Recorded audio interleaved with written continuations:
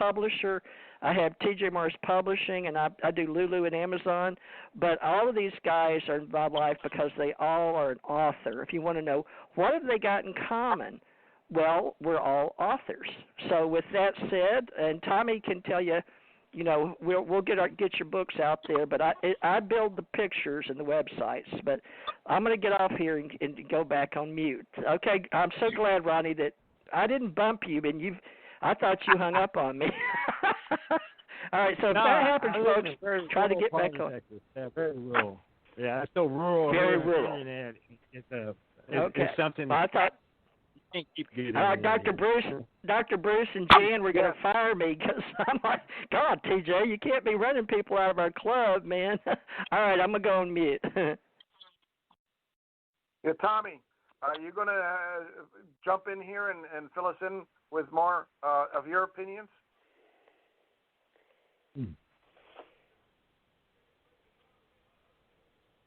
I guess he's off. I wonder if he's still connected now. No, can you hear me? You can't hear me? Hello? I can now. I can now. Oh, all right. Okay. So, yeah, I've been involved with this since I was 6 years old. It wasn't something that I wanted to do. But what happened, I was pulled into it at 6 in the hospital. My brother was having his tonsils out, and so was I. And the story starts in my life when a ship was coming to abduct my brother. And I kind of went to the window where the ship was and put my hands on the window, and then the ship shot right back out into space. So that's how it started. But then from then on, I kind of was being pulled into a lot of different directions at the same time, including working with a deity, working with different spirits and things like that.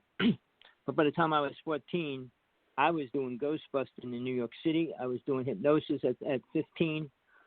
So I got involved with, I was one of the first people, and I probably was the first person in the United States to actually start doing past life regression when I was really young. I tried to figure out a word about it, and I came up with that. I know a woman came out and said she created it about 10 years later, but I didn't go public with it. I was doing people that I know and working that way. I never did anything I did to make money. I wrote my first book just to bring truth out.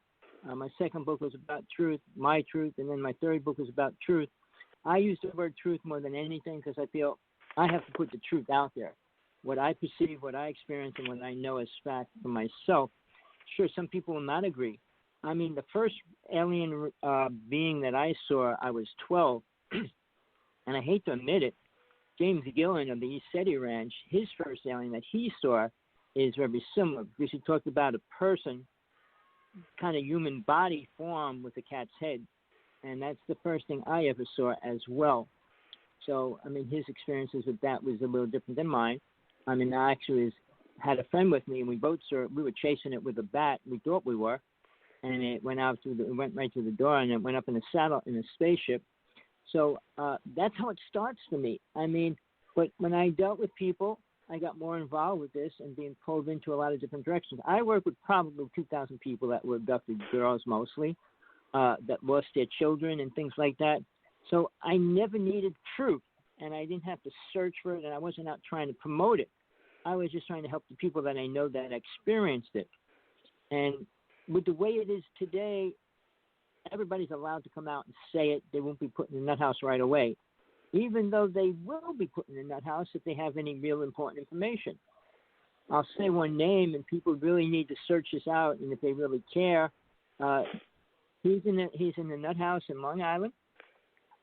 He was arrested due to the idea they said he had uranium and he was going to kill people. But he had the most incredible video I ever saw of a ship crash and with the aliens around it. So it's like when you have real truth, they kind of try to take it away. I could say I lost 6 direct friends of mine from childhood to now, rather than over the past 25 years, due to the UFO world. Now, when people come out and say they have experiences, everybody's having them. How really important to the world are they? Some experiences are important to the individual. So when we talk about these aliens that come to us, what are they really teaching us? What can we bring to the world? What will help us with that information? I mean, I can go into the big famous name people and what they say.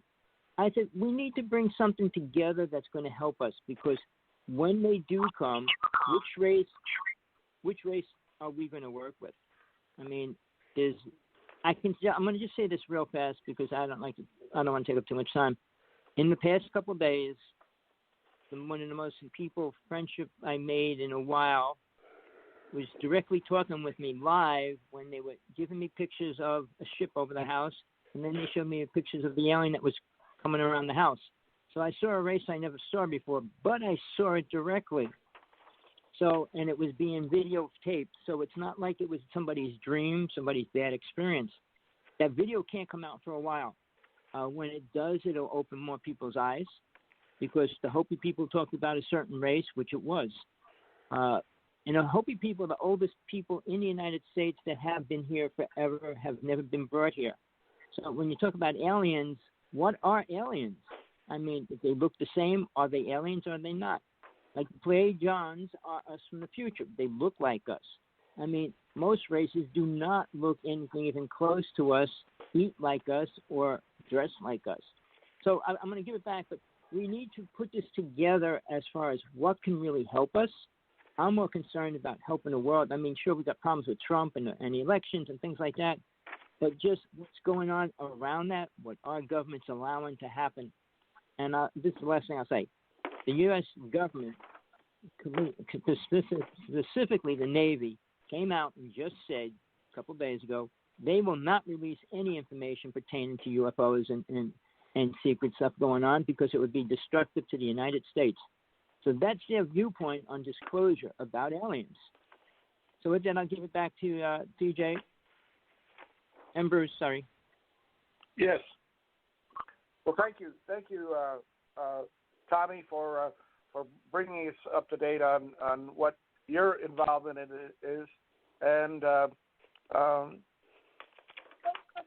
on the other hand, have experienced some things. You have experienced some of these things, Tommy, with me out in the Wallkill River Valley, and I came out with a book recently last year called Unconventional Aerial Phenomena in the Hudson and Wallkill River Valley of New York, in which I document at least 137 close encounters.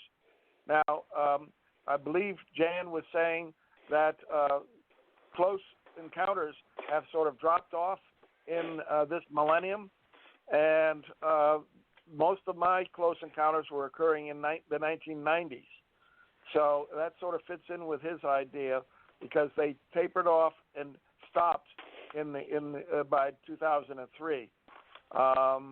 And I've documented most of the things that I've encountered with photographs and video and pictures that are in my book.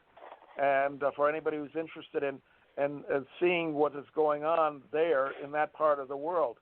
But what is different is that most of the craft that I witnessed and photographed are angular craft in the shape of triangles or diamond shapes, and some of them are even in the shape of conventional aircraft, but they can fold up wings and stabilizers and appear to be a cigar shape type of craft. And they differ from what we see in many other parts of the country and the world in the sense that they have their underground bases right there in the valley, and most people don't even realize it, that these ships are coming out of the ground and going into the ground, into their underground bases with impunity. And the military is very interested in them, but there's also a question of how much cooperation there is between people in the military and these non-humans that live underground. And that is something that I hope to find out more about. But there's no question that there seems to be some connection. and the question of how many of these sightings that we see are what we call ARVs versus ETVs. ETV is extraterrestrial vehicle. ARV is alien reproduction vehicle. And we actually had performances authorized by the Pentagon for Skunk Works to give us a demonstration of the TR-3B, their triangular anti-gravity craft. And that video is online on my Buford website, and I'm going to be showing it at the UFO Mega Convention in Laughlin this next month.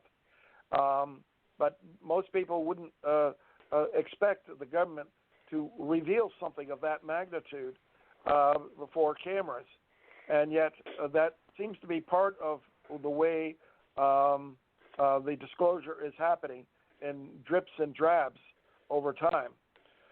What do you think, Tommy? Sorry about that. Yeah, I think. And Jan, have you? I mean, a lot of these triangular craft that we are seeing, the increase in numbers, or many people now begin to think that they are our own military hardware, and so if what we witnessed and recorded on film is for real, is a military craft, then our military has a lot more technology than the public is aware of, and that could be one major reason why the military will not disclose, because that would put the United States into great jeopardy with our enemies around the world. John, I'll let you go. I just want to say one thing real fast. I'm in Hawaii. I'm on the Big Island. I was in town at the bank on the far end of, it's called Hilo, the town, and on the side of that's the mountain. So I was going to a bank that was closed down. I didn't know it was closed down, so I'm walking out of the bank. Around the side, this giant black triangle came out at 12 o'clock in the middle of the day. It came right out of the mountain. It was super large. I would say it was like a 747, but it was a black triangle. The only thing that was so bad, which I couldn't understand, it was the loudest thing I ever heard. It was blowing my eardrums out. And when I reached for my I had two different cameras on me, and I grabbed one of them. It was blank, and the other one was blank. But within 5 seconds, it was clearly gone. I mean, it was directly over my head, maybe 100 feet when it was above my head. But when I looked, it was gone out into space within like 4 to 5 seconds. So the technology of that ship was, and I'm sure it was, government, Hawaii government, but how fast it disappeared was amazing. But what I found out, most of the people in town didn't hear it. I mean, I was directly under it. But yeah, I asked people in town, did you hear that? Did you hear what? Hear what? Hear what? I mean, Hilo's a really busy town, noisy and everything, but the noise almost blew my eardrums out. And like we know most of the things that we see and hear don't have any noise. But right. I just wanted to throw that in. Well, that's good, because I've when I was at NIDS, I had a report of a black triangle that was seen taking off from a naval base near San Diego, and it's as it took off, it had to stop immediately to allow MD-10 commercial airliner to pass it as on its way to landing at the San Diego airport, and then the witnesses saw it. Once the aircraft had passed, that triangle just took off like a bat out of hell, and clearly was coming from a military airfield.